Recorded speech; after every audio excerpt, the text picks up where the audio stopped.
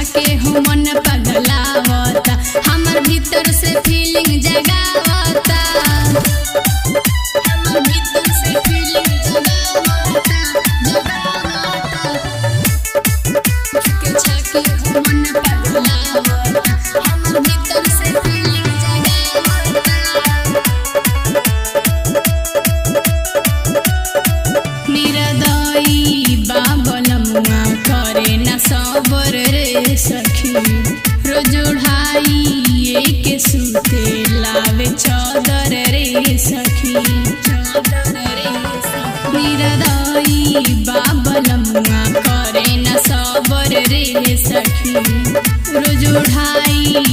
के सुते लावे चादर रे सखी,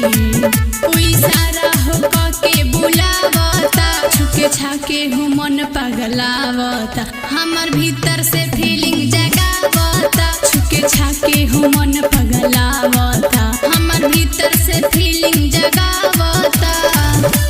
mix by Ramita recording studio Chakri Bazar. छुके छाके हो मन पगलावता, हमर भीतर से फीलिंग जगावता।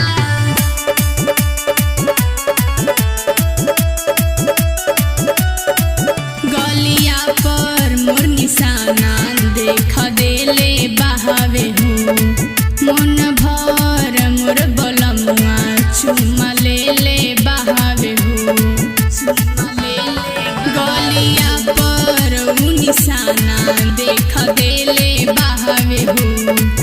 मन भर मोर बलमुआ चुमा ले बहावे हो, खुशबू राज के दुखवा बढ़ावता, छुके छाके हो मन पगलावता, हमर भीतर से फीलिंग जगावता, छुके छाके